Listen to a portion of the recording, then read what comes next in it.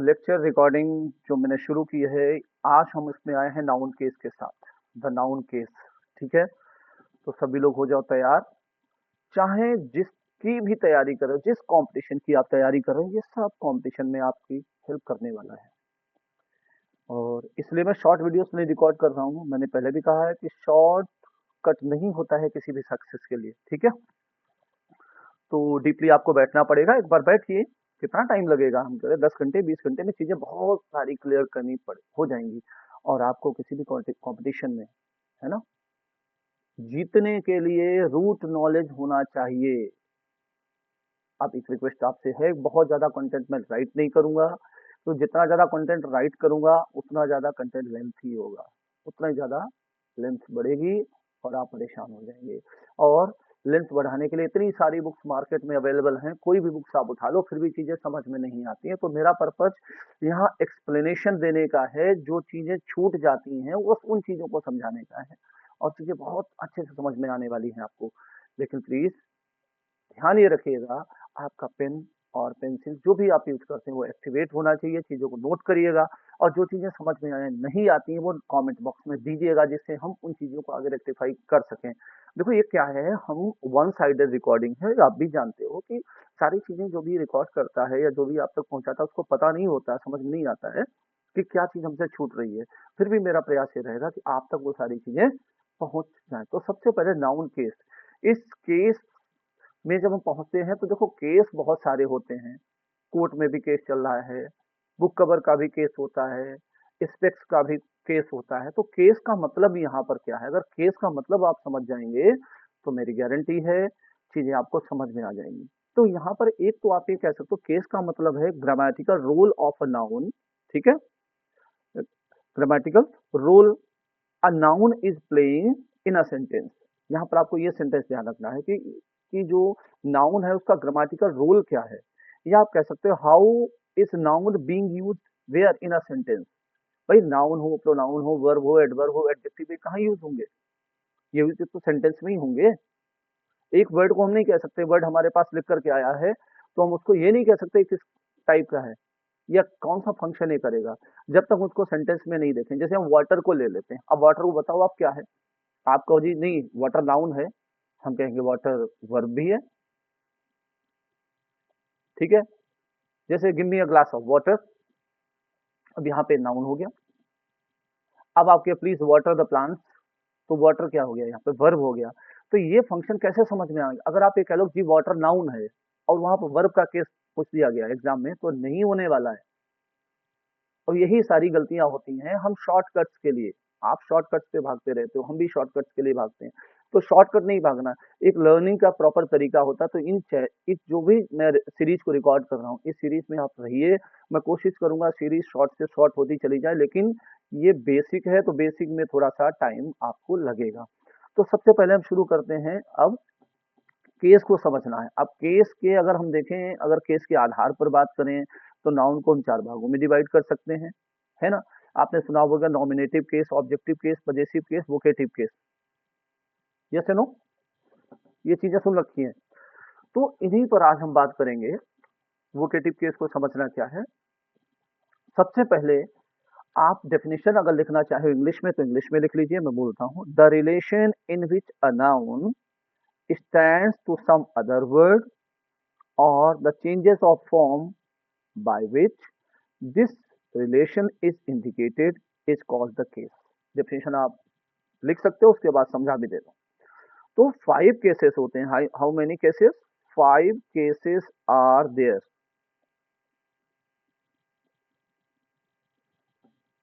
5 cases. तो यहां हमें क्या समझना है, सबसे पहले मैंने आपको शॉर्ट में बता दिया है कि समझना क्या है। How the noun function in a sentence, how the noun function in a sentence. बस ये चीजें हमें सीखनी है।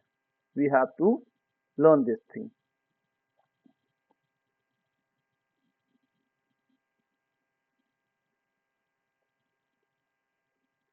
एक सेंटेंस हम उठाते हैं, यहाँ पर लिखते हैं।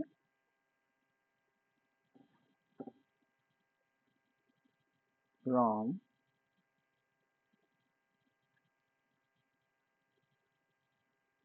Through a ball.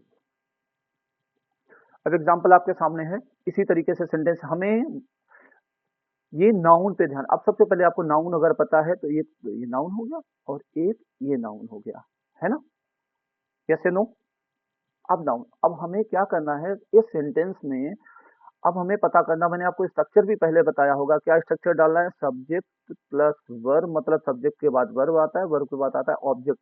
ये होता है केवल असर्टिव सेंटेंस में, इस चीज को हम आगे और बताएंगे जब हम सेंटेंस के टाइप पर हम बात करेंगे। अभी हम सेंटेंस टाइप नहीं ले रहे हैं, अभी शुरू में हम पहले नाउन और नाउन का खेल आपको समझा रहे हैं। तो राम हो गया सब्जेक्ट के प्लेस पे और बॉल हो गई ऑब्जेक्ट के प्लेस पे, ठीक है, ये ऑब्जेक्ट। अब अगर आप पूछें इस तरीके से भी, हिंदी में जिन लोगों ने पढ़ा होगा वो समझ रहे हैं यहाँ पे कारक कर्ता, कर्ता कारक, जो संस्कृत के बच्चे जिन्होंने व्याकरण पढ़ी है वो कर्ता ने कर्म को करण से के द्वारा इस तरीके से याद करते हैं ना। तो राम किस जगह पे है? राम कर्ता की पोजीशन पे है। Ram is at the place of doing और बॉल ऑब्जेक्ट उस पे है जिसको किया जा रहा है ना? तो अगर आप क्वेश्चन पूछेंगे who through a stone, sorry who through a ball, यहाँ पे बॉल लिया है, स्टोन नहीं लिया है हमने, हु थ्रू अ बॉल, जब आप हु प्लस वर्ब लगाएंगे, हु प्लस वर्ब अगर आप लगाएंगे और क्वेश्चन मार्क लगाएंगे, आंसर आएगा राम। तो राम कहाँ मिल रहा है आपको? सब्जेक्ट के केस पे, सब्जेक्ट की जगह पे। तो जो नाउन सब्जेक्ट की जगह पे आता है उसको हम क्या कहते हैं बताओ आप? उसको हम बोलेंगे नॉमिनेटिव केस। क्या बोलेंगे हम उसको? नॉमिनेटिव, नॉमिनेटिव केस, है ना? इसको हम बोलने वाले हैं नॉमिनेटिव केस। अगर यहाँ तक कुछ डाउट है तो आप इस डाउट को बिल्कुल संभाल के लिख लीजिए और मुझे बताइएगा कि जो चीज इसमें समझ में नहीं आई। तो आपको ध्यान रखना है, when a noun is used as the subject to a verb, it is in the nominative case. Got it? ठीक है। अब इसी को आगे, अब यहाँ पर बॉल को देखते हैं। अब यहाँ पर बॉल क्या है? बॉल भी तो नाउन है, लेकिन ये यूज किस फॉर्म में हो रहा है बताओ? अब क्वेश्चन पूछो, व्हाट डिड राम थ्रू। अब इसको निकालने के लिए हम नेक्स्ट स्लाइड लेते हैं, यहाँ पर आप कनेक्ट रखिएगा अपने आप। अब यहाँ पर हम पूछेंगे व्हाट, ये पूछना पड़ेगा, what did Ram through, sorry through नहीं होगा। अब आंसर क्या आएगा? जरा प्रीवियस वाली स्लाइड पे देखिए, यहाँ पर इस सेंटेंस को देखते हैं, राम थ्रू अ बॉल। अब क्वेश्चन पूछा पूछा what did Ram through, answer is a ball. अब बॉल किसकी जगह पे आ रही है? फिर सब्जेक्ट वर्ब को कनेक्ट करेंगे तो ये आएगी, बॉल जो आ रही है ना, ये देखिए बॉल आ रही है ऑब्जेक्ट की पोजीशन पे, यस या नो? तो जब कोई नाउन ऑब्जेक्ट की पोजीशन पे होगा तो हम उसको बोलेंगे ऑब्जेक्टिव केस। यहाँ पर नाउन है वो ऑब्जेक्ट के फॉर्म के रूप में यूज होता है। समझ आ गया नहीं? तो केस जो है वो क्या सिग्नल करते हैं? केसेस सिग्नल्स, सिग्नल्स और गिव हिंट्स। क्या हिंट्स देते हैं? अ ग्रामेटिकल रिलेशनशिप आप कह सकते हो, अ ग्रामेटिकल रिलेशनशिप। जैसे राम का यहाँ पर यूज क्या है? सब्जेक्ट पे, तो नॉमिनेटिव बोलेंगे। ठीक है, जब नाउन नॉमिनेटिव, नॉमिनेटिव भी बोलते हैं और इसको सब्जेक्टिव भी बोल देते हैं। इसको आप कह सकते हो, ये केस जो है हमने नॉमिनेटिव लिखा है, इसको हम सब्जेक्टिव भी बोल लेते हैं। दोनों केस एक ही बात है, ठीक है, इक्वल्स टू नॉमिनेटिव एंड दोनों। ये चीज आपको थोड़ा सा ठीक से अपने नोट्स बना लेना, यहाँ हेल्प के लिए आपको हम लिख पा रहे हैं।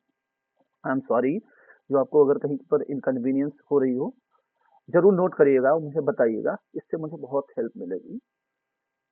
तो ये हो गया हमारा नॉमिनेटिव और ऑब्जेक्टिव केस, है ना।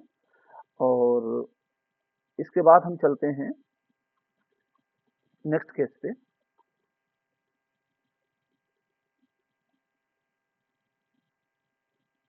व्हाट डिड राम थ्रो, यहाँ पर आंसर क्या लिया था हमने, अ बॉल। तो बॉल क्या हो गया आपका, ऑब्जेक्टिव केस, लिख लीजिएगा ठीक से।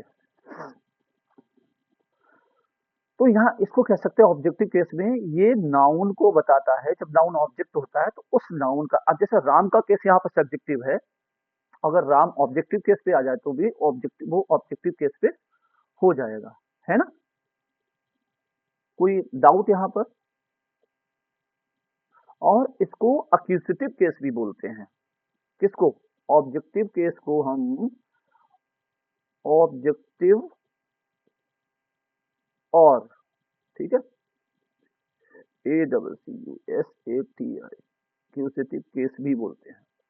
थोड़ा सा माइन्यूट डिफरेंस होता है, वो मैं बता दूंगा आपको कैसे आप इसको। अब नॉमिनेटिव, अब जो नोट हमको रखना है यहाँ पर, नॉमिनेटिव केस को कैसे आप, जो नॉमिनेटिव केस है उसको आप कैसे पहचानेंगे, वर्ब में हु लगाएंगे, हु प्लस वर्ब जब आप लगा लेंगे तो वो नॉमिनेटिव केस मिलेगा। और ऑब्जेक्टिव केस में क्या लगाएंगे आप, वॉट। ऑब्जेक्टिव केस, सब बार बार नाम अपने याद रखिएगा, ठीक है ना। ऑब्जेक्टिव, इसको एक्यूजिटिव केस, इसमें वॉट प्लस वर्ब अगर लगाएंगे तो आपको मिल जाएगा। ये हम एक्टिव पैसिव करेंगे तब भी आपको ये ट्रिक सीखनी पड़ेगी, ठीक है। तो अभी तक हमने, ये हो गया। अब ऑब्जेक्टिव केस में ही एक हमने क्या बताया आपको, अक्यूजिटिव केस। रनिंग में स्पेलिंग गड़बड़ लगे तो संभाल लेना, है ना। अक्यूजिटिव केस, अगर आप कमियों पे, कमी पे देखो, देखो कोई चीज देखोगे, हर कोई भी परफेक्ट नहीं है। अगर आप कमी देखोगे तो उस कमी में फंस जाओगे, फिर अच्छे नहीं, फिर चीजें समझ नहीं आएंगी आपको, क्योंकि आपने कमी देख ली। आप ये समझिए कि अगर जो चीज आपको समझ नहीं आ रही हो, मैं आपको 70-80% अगर समझा दे रहा हूँ तो भी मैं ठीक हूँ, है ना। तो ये पॉइंट देखिएगा कि हमें कुछ चीजें मिल रही है, बस ठीक है। अब ये मैं गारंटी आपको दे सकता हूँ कि रूट आपकी कॉन्सेप्ट क्रिस्टल क्लियर होगी। चाहे कितने भी वीडियो आप किसी के भी देखें, खूब हो सकता है अच्छे से होंगे, अच्छे एडिटिंग होगी, सब कुछ होगा, लेकिन रूट मैं आपको क्लियर करके दूंगा। उसके बाद वो सारी चीजें आपको बहुत अच्छे से समझ में आने वाली है। तो यहाँ पर अक्यूजिटिव केस को कैसे निकालेंगे, हुम से। हुम से मतलब हुम भी आता है, हुम प्लस वर्ब। देखो ये क्या होता है, ये जो एक ही बात है, लेकिन थोड़ी सी बुक्स में डिफाइन कर देते हैं कि हमारे डायरेक्ट और इनडायरेक्ट ऑब्जेक्ट हो जाते हैं। तो हम डायरेक्ट और इनडायरेक्ट ऑब्जेक्ट पे जब बात, अभी समझा देंगे आपको। अभी इतना ऑब्जेक्टिव इसका हम क्लियर करते हैं आपको, उसके बाद आगे बढ़ेंगे, नहीं तो फिर देखो अक्यूजिटिव केस होता है, एक सेंटेंस में हमारे पास दो ऑब्जेक्ट होते हैं। कितने ऑब्जेक्ट होते हैं, दो ऑब्जेक्ट हो सकते हैं, नहीं हो सकते, ये सुनो, दो ऑब्जेक्ट हो सकते हैं। तो जैसे हमने यहाँ पर एक सेंटेंस लिखा,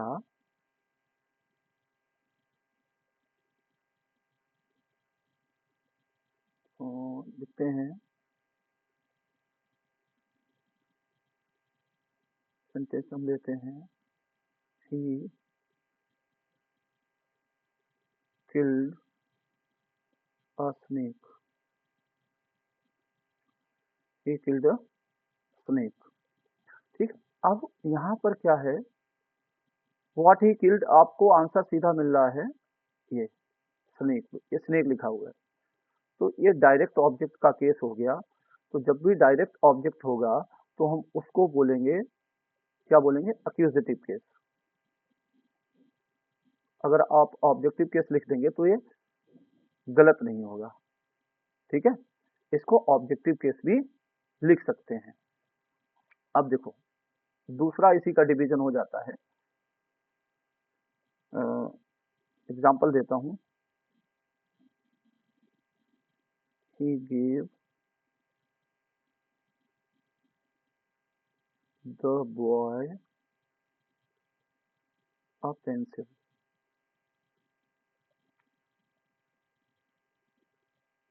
अब a pencil क्या है यहाँ पर, बताओ। what he gave, ये डायरेक्ट ऑब्जेक्ट आ रहा है, ये कौन सा ऑब्जेक्ट हो गया, डायरेक्ट। अब यहाँ एक ऑब्जेक्ट और है, इसको आंसर जब लगाओगे टू whom, क्या लगाओगे, टू whom he gave, तो आंसर क्या आ रहा है, द बॉय। अब द बॉय क्या हो जाएगा, इसको हम बोलेंगे डेटिव केस, क्या बोलेंगे, डेटिव केस।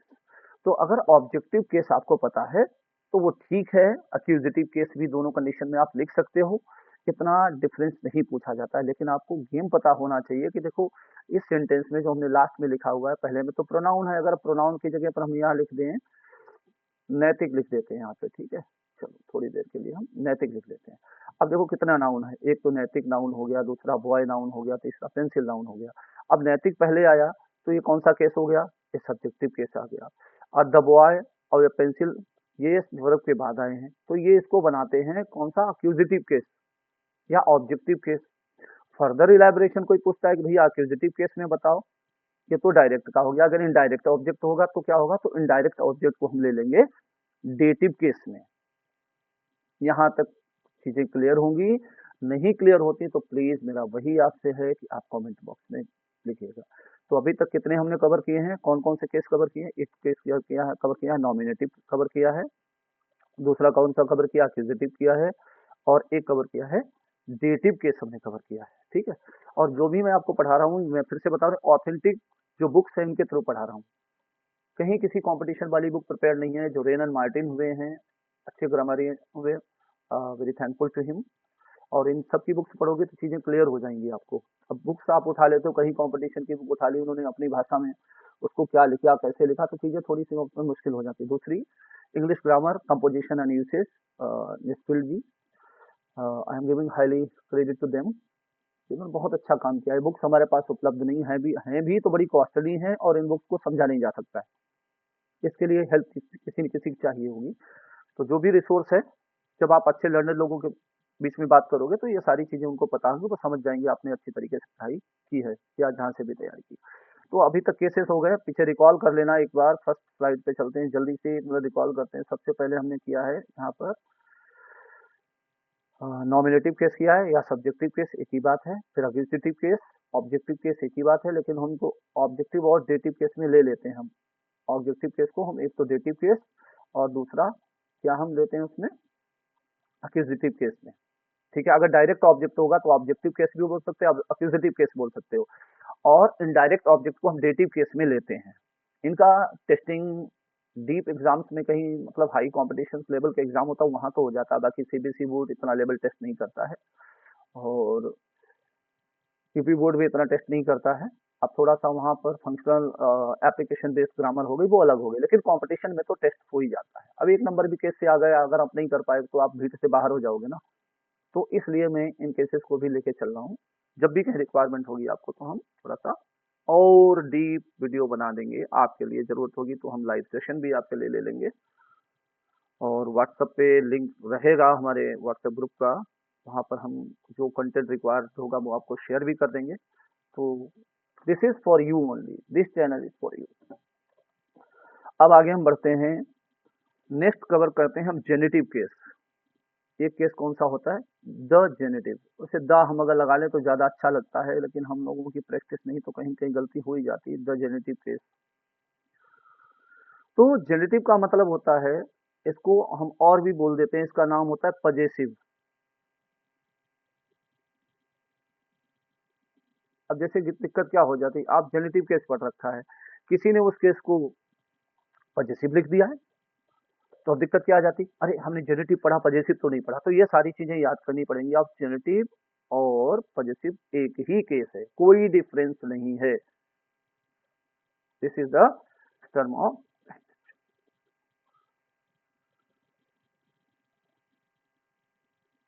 ठीक है। अब देखो भाई, अभी केस पे चल रहे हैं ना, फिर इसके यूसेज भी सीखने होते हैं, और सबसे डिफिकल्ट यूज होता है पजेसिव केस का, और उस पे ग्रामर अच्छे खासे लोग पूछते हैं, अच्छी चीजें पूछी जाती हैं। मैं इतना अश्योरेंस तो आपको दे रहा हूँ, अगर आपने मेरे लेक्चर सुन लिए बैठ के, आप लाइक करो ना लाइक करो वो अलग बात है, लेकिन आप सुनिए। लेकिन कमेंट बॉक्स में मुझे आप रिव्यू जरूर दीजिएगा। लाइक करना ना लाइक करना मेरा इशू नहीं है, मेरा इशू ये है कि हर कोई जो इंग्लिश सीखना चाहता है, जिसको डर है, कहीं सीखने भी जाओ तो सबसे पहले आपको साइन अप करो, फीस दो, इतने दिन का कोर्स करो, स्पीकिंग कोर्स, राइटिंग कोर्स, इन सारी चीजों से कुछ नहीं सीखा जा सकता है। ये उन्हीं लोगों को सिखा पाते हैं जिनको ठीक ठाक थोड़ा बहुत आता है, जिनको कुछ नहीं आता है, या जो आधे अधूरे हैं, और सीधे अगर कोर्स ये डीप वाली चीजें वो भी यही पढ़ाएंगे, वो थोड़े शॉर्ट में पढ़ाएंगे, फिर शॉर्ट में फिर अधूरे रह जाओगे, फिर कहोगे जी हमने कोर्स कर लिया लेकिन हमें समझ फिर भी नहीं आया, अरे हमने वहां कोचिंग कर ली, यहाँ कोचिंग कर ली, नहीं समझ में आया, ऐसे नहीं समझ में आने वाला। आपको जब तक अपने को इम्प्रूवमेंट नहीं करेगा, हम कुछ मोटिवेशनल वीडियो भी आगे रिकॉर्ड करेंगे, बात आपसे करते रहेंगे, सुनते रहिए, और इसकी मत करिएगा, इसकी मत करिएगा। ये मेरे लेक्चर्स आपको शॉर्ट वाले नहीं हैं, पीसफुली सुनने वाले हैं। जब आप पीसफुली हों तभी, पीसफुल हों तभी सुने, तभी आप कॉपी पेन लेकर के बैठे अपने नोट्स बनाएं। एक अच्छी बुक अगर आपको चाहिए तो मैं बता दूंगा, उस बुक को साथ लेकर बैठे, तब मेरी एक्सप्लेनेशन सुने, और उसके बाद फिर आप इस पे काम करें, ठीक है। अब जेनेटिव केस पे हम बात करते हैं। जेनेटिव केस हिंदी में अगर आपको बता दें, संबंध कारक, नॉमिनेटिव सब्जेक्टिव केस इसको मैंने कर्ता कारक, ऑब्जेक्टिव केस की अगर बताएं तो हम उसको कर्म कारक बोलते हैं, ठीक है, कर्म की जगह पे यूज हो रहा है, जिसको किया जा रहा है। और अब हम चलते हैं the generative case. Generative case का मतलब आप अगर लगाएंगे तो ये क्या डिनोट करता है, ये बताता है ओनरशिप, ओ डब्ल्यू, ठीक है, NERSHIP, ओनरशिप और रिलेशनशिप।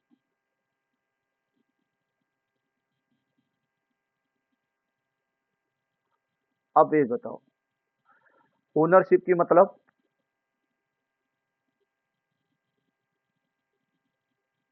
ओनरशिप का तो मतलब आपको पता ही होगा, संबंध क्या है, या इस पर अधिकार किसका है।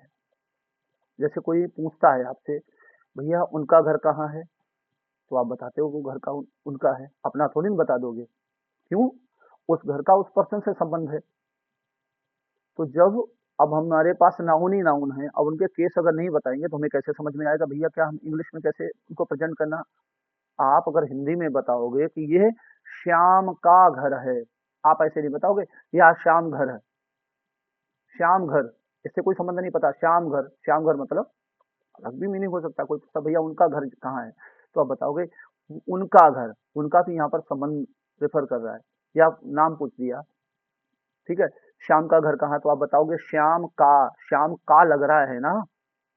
जैसे आप क्लास में हो, क्लास में किसी बच्चे का बैग पता करना है, तो सब्जेक्ट टीचर या इंग्लिश टीचर, तो वो पूछते हैं where is Nikhil's bag, Nikhil में अपॉस्ट्रोफी एस लगा नहीं लगा, तभी वेयर इज निखिल बैग। अगर ये पूछा कि वेयर इज निखिल बैग तो ऑड लगेगा ना, निखिल बैग कहाँ, निखिल बैग कहाँ, या अर्पित बैग कहाँ, ऐसे कुछ नाम के साथ में आपको सिखा रहा हूँ। तो ओनरशिप और रिलेशनशिप किससे पता चलती है, जेनेटिव और पोजेशन। तो यहाँ पर क्या होता है, अपॉस्ट्रोफी के साथ नाउन यूज करते हैं हम, ये अपॉस्ट्रोफी जानते हो,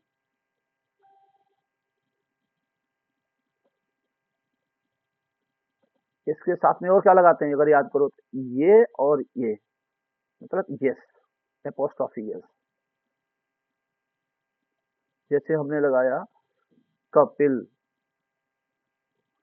कपिल्स बुक, अब इस बुक पे ओनरशिप किसकी हो गई, कपिल की, होगी नहीं होगी। ऐसे जैसे पजेसिव एडजेक्टिव लगाते हो, माई पेन, आप अपने लिए कैसे हो, माई पेन, हिज पेन, पूछते हैं ना इस तरीके से। तो यहाँ पर कपिल में अपोस्ट्रोफी जो हमने लगाई, इसने केस को बदल दिया, और ये केस कौन सा हो गया आपका, जेनेटिव और पजेसिव केस। अब आपको क्या सीखना है, how to use apostrophe, how to use apostrophe, ठीक है ना। ये आपको अपॉस्ट्रॉफी मैंने लिख दिया। तो ग्रामर में सबसे ज्यादा इंग्लिश में है, सबसे बड़ी समस्या है एक्सेप्शन। एक्सेप्शंस पे आपको ध्यान रखना है कि हर रूल हर जगह एक जैसा नहीं लगता है। मीन्स इंग्लिश में आपको सीखना पड़ता है एक्सेप्शंस, रूल्स के एक्सेप्शंस बहुत होते हैं। अब हर जगह अपॉस्ट्रॉफी नहीं लगेगा, हम आगे बात करेंगे। अभी आपको क्या है, अपॉस्ट्रॉफी अगर कहीं लगा हुआ है तो हम उसको जेनेटिव केस बोलेंगे, या हम क्या बोलेंगे उसको, जैसे अब देखो यस लगना चाहिए, रूल में बात है। जैसे मैन है, एक्सेप्शन को अभी नहीं ले रहे, बाद में, later we will discuss exception, जब हम इसके यूसेज से बात करेंगे लेटर। अभी हम कॉन्सेप्ट करें। जैसे मैन है, अभी सिंगुलर हो गया तो मैंस कर दिया, मैन हो गया तो मैंस ने कर दिया प्लूरल।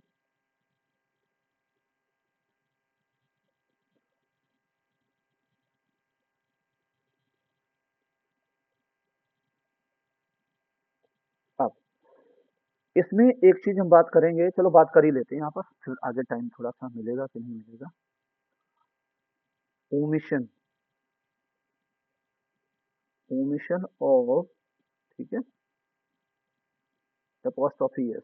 ओमिशन का मतलब जहां हम यूज नहीं करते हैं, आप लिखते रहो, जो भाषा आपको समझ में आती है उस तरीके से लिख लो। ओमिशन का मतलब हटाना, यूज न करना।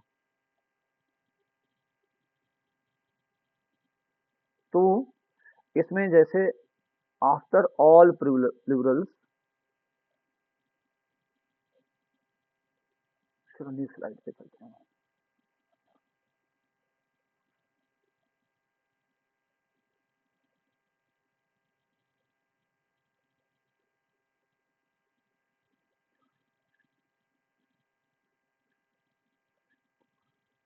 After all, all Plurals, after all Plurals मतलब जैसे बर्ड्स हैं। अब बर्ड्स को अगर आप एपोस्ट्रोफी लगानी है तो खाली एपोस्ट्रोफी लगेगा, इसमें एस इंक्लूड नहीं होगा, ठीक है। तो रूल क्या है, इसमें रूल ध्यान रखना है, जो all, after all plural ending, यहां लिख लो ending with S, ending with S आपको ध्यान रखना है।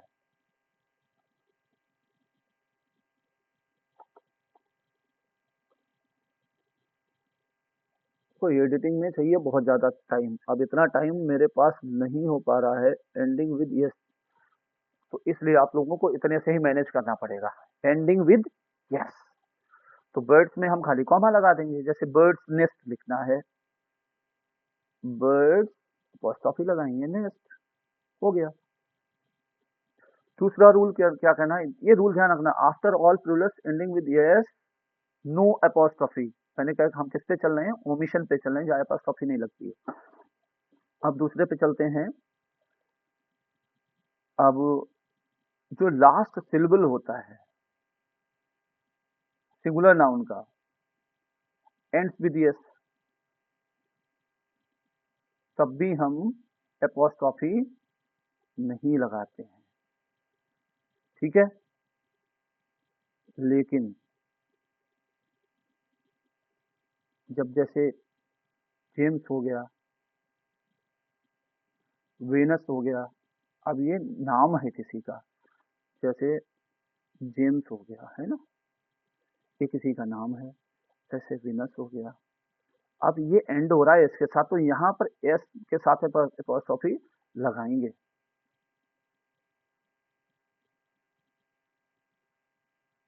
ये क्यों लगाएंगे, यहाँ पर अंतर समझ पा रहे हो, बताओ।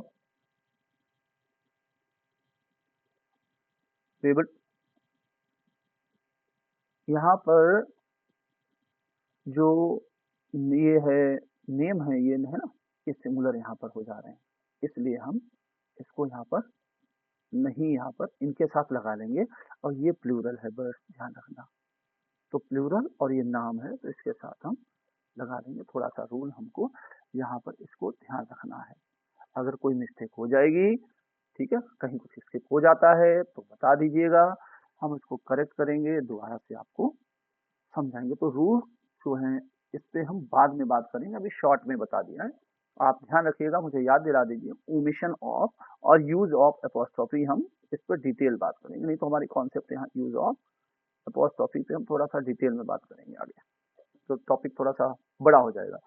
तो अभी तक हमने कवर किया है केसेस के, use of the generative case इसको हम डिटेल में करेंगे। टॉपिक ध्यान रखना कौन सा करना है, the use of generative case हम करेंगे इसको। अभी हम केसेस पे चल रहे हैं, तो हम पहुंच गए थे, कितने केस कर लिए अभी तक, जल्दी से रिकॉल करके बताओ आप लोग क्विकली। नॉमिनेटिव, नॉमिनेटिव का दूसरा नाम क्या होगा, रिकॉल कर पा रहे हो, सब्जेक्टिव। फिर उसके बाद कौन सा किया हमने, ऑब्जेक्टिव, ऑब्जेक्टिव में दो पार्ट और किया, एक्यूजेटिव, डेटिव, ठीक है। उसके बाद हमने किया पॉजिटिव केस, जो ओनरशिप और रिलेशंस को दिखाता है, ठीक है। थोड़ा सा ब्रीफ हमने डिस्कशन किया है उसमें, एपोस्ट्रोफी कहाँ नहीं लगेगी उसमें और डिटेल बात करेंगे, सेपरेट वीडियो बनाएंगे। अब हमें चलना है एक नया केस, सुना होगा आपने, लगता है थोड़ा सा, लेकिन हम वोकेटिव केस, वोकेटिव केस, इसको हिंदी में बोलते हैं हम संबोधन, संबोधन। संबोधन का मतलब क्या हुआ, आप किसी को बुलाओ, ए एक टीचर बुला के लाओ, बच्चा पूछेगा किसी को भी, हाँ किसी को भी, तो वो किसी को पकड़ना है। अब किसी कोई स्पेशल आपको बुलाना चाहिए, तो आपको कोई मैथ्स का टीचर चाहिए, या आप अपनी कॉलोनी में हैं तो किसी ने कहा आपके पिताजी ने बेटा अंकल को बुला के लाओ। अब मान लिया ऊपर कोई अंकल नहीं रहते, तो आप पूछोगे कौन से अंकल, अरे वो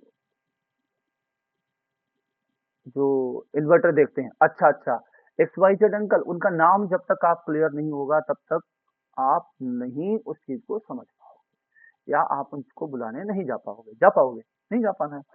तो इसीलिए हमें क्या होता है, ऐसे केसेस को वोकेटिव केस में हम डाल देते हैं, जैसे जब हम किसी को वहां पर एड्रेस करते हैं, for the sake of address, क्या करते हैं हम इसको, क्या बोलेंगे, for the sake of address. ये दोस्ती चलती रहेगी, ठीक है, आप सीखते रहें और हम सीखने का प्रयास करते रहेंगे। मस्त रहें, व्यस्त रहें, बिल्कुल परेशान हो जब तक आप मेरे साथ हैं, सिखाने की गारंटी मेरी है। अब हम बात कर रहे हैं किसकी, वोकेटिव केस। अच्छा हाँ, एक चीज और हम बता दें आपको, यहाँ पर प्रीवियस स्लाइड में थोड़ा सा कनेक्ट करेंगे, सॉरी, यहाँ पर हमने पॉजिटिव केस में हुज आप पूछ सकते हो, यहाँ पर क्वेश्चन का पूछ सकते हो, हुज, हुज लगा के आप पूछोगे जैसे, तो हुज प्लस ऑब्जेक्ट जो भी आप लगाओ, जैसे हुज, हुज ऑब्जेक्ट लगा दो, तो जैसे आया Kapil's book, whose book, Kapil's book, तो ये आपको हुज के द्वारा आपको मिल जाता है, आप आइडेंटिफाई कर लोगे पॉजिटिव केस को। ये ट्रिक, ये यही ट्रिक होती है, ये लगानी पड़ेगी,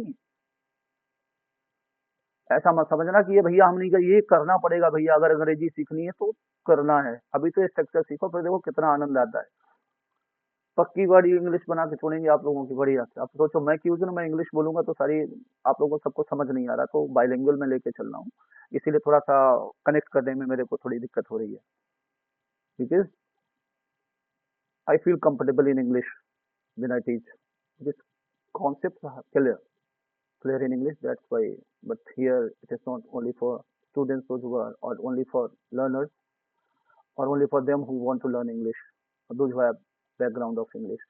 मैं ये सभी भारतीय बच्चों को टारगेट करके बना रहा हूँ, भारतीय लर्नर के लिए बना रहा हूँ, ये मेरा पर्पज है। तो बातें तो भाई चलती रहेगी, बिना बातों के क्लास में मजा भी नहीं आता है, थोड़ा अब भी लाइव सेशंस कभी आपके साथ होंगे तो आपकी भी सुनूंगा, ठीक है। बहुत सारे टूल्स हैं जिससे हम कनेक्ट होंगे, एक दूसरे से बात भी करेंगे, और मेरा वादा है आपको कि हम इंग्लिश में आपको कहीं पर भी डाउन फील नहीं करने देंगे। अब आते हैं for the sake of address. ये कौन सा केस हो गया? आप 1 मिनट के लिए वीडियो पॉज कर दें, मैं तो चलता रहूंगा। आप वीडियो पॉज कर दें, थोड़ा सा रिकैप्सुलेट कर लें इतना कि आज आपने कौन कौन से केस पढ़े हैं, उन केसेस में अगर कोई दिक्कत आ रही तो थोड़ा बैक में जाके उनको क्लियर करके फिर आगे बढ़े, है ना? क्योंकि पीछे वाली कॉन्सेप्ट कहीं से छूटनी नहीं चाहिए। तब तक हम क्या रुकेंगे तो नहीं, आगे बढ़ेंगे। लेकिन आप पॉज करके जरूर पीछे रिवर्स में जा करके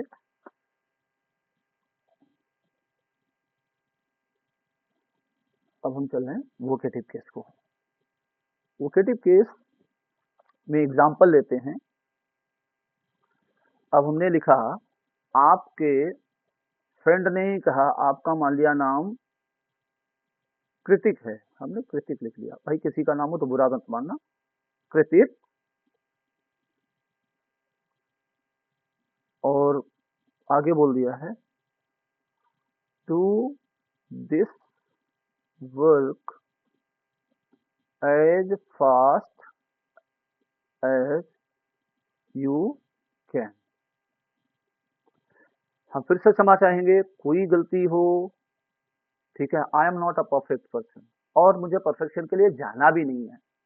जब आप इंग्लिश सीख जाओगे ना मेरे साथ, मैं आपको अश्योरेंस दूंगा, जिनको आप परफेक्ट स्पीकर मान सकते हो उनमें मैं आपको बता दूंगा कैसे गलतियां करते हैं, ठीक है? तो अभी क्या होते है, जिसको थोड़ी बहुत इंग्लिश आ जाती है वो अपना और अलग करके प्रेजेंट करते हैं कि पता है सामने वाला मूर्ख है, सामने वाला मूर्ख नहीं। आपको इसलिए डीप में पढ़ना है कि आपको पता चल जाए कि पूरी दुनिया गलती करती है, और जिस दिन आप सीख जाओगे ना पूरी दुनिया गलती करती है तो आपका कॉन्फिडेंस बढ़ जाएगा। सबसे बड़ी दिक्कत क्या होती है आपको पता है? जब आप ये सोचते हो कि जी सामने वाला जो परफेक्ट है, मैं जो बोलने वाला हूँ मेरा तो सब गलत होने वाला है। अरे जी नहीं, गलती करने वाले लोग बहुत हैं, सब गलती करते हैं इस दुनिया में, ईश्वर भगवान के अलावा कोई गलती, ईश्वर गलती नहीं करता है, बाकी सब गलती करते हैं, ईश्वर ही परफेक्ट है। तो सबसे पहले आपको ये निकाल देना है कि मुझे कम आता है, सामने वाले को ज्यादा आता है। सामने वाले को कुछ गलतियां, कुछ टॉपिक आपके अच्छे होंगे, सामने वाले के कुछ अच्छे होंगे, गलती सब करेंगे, बराबर गलती करना है। तो आप जुड़े रहिए, हम लेके चलते हैं आपको वोकेटिव केस में। अब इसमें देखो भाई, किस इस सेंटेंस को पढ़िए आप, do this work as fast as you can. तो इसमें किसको एड्रेस किया गया है, किसको? तो आपको कृतिक को बोला गया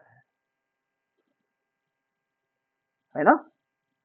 तो कृतिक, अब आप जो डायरेक्ट इनडायरेक्ट स्पीच पर करते हैं, ये वोकेटिव केस जब आ जाता है तो उसे सॉल्व नहीं होता डायरेक्ट इनडायरेक्ट क्वेश्चन का। ध्यान रखिएगा, जब हम चलेंगे डायरेक्ट और इनडायरेक्ट स्पीच तो आपको बताएंगे वोकेटिव केस, उसको कैसे आपको रिपोर्टिंग वर्ब में लाना है।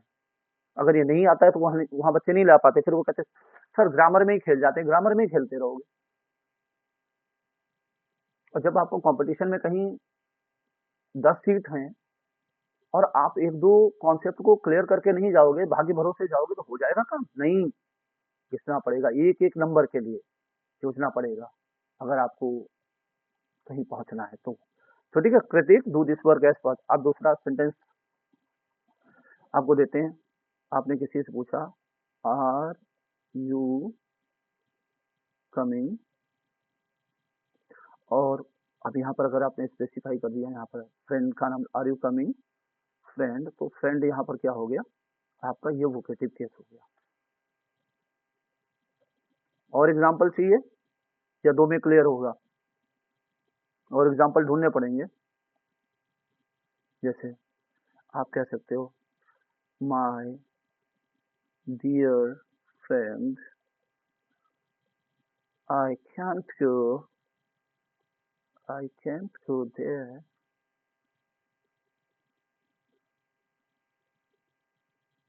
Without you. Now what is this? Is vocative case. कि आपने किसको संबोधन किया है, किसको रेफर किया है? अपने दोस्त को रेफर किया है। तो यहाँ पर अभी तक इतने केसेस होते हैं कंप्लीट, है ना?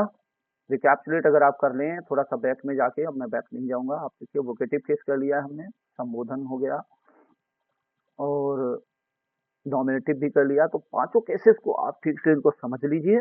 फिर हम बात करेंगे अगले वाले वीडियो में, जिसपे बात होगी हमारी, कंटिन्यू करेंगे हम। नेक्स्ट जो बात होगी है, अब नेक्स्ट क्या होने वाला है बता सकते हो आप?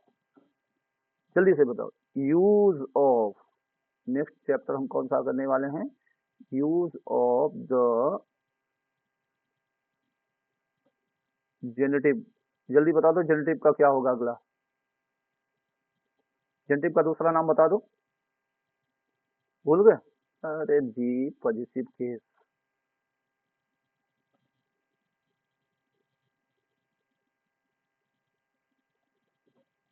Just second, I have to.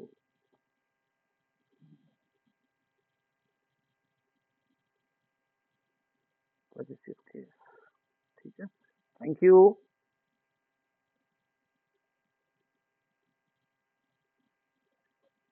जय सिया राम।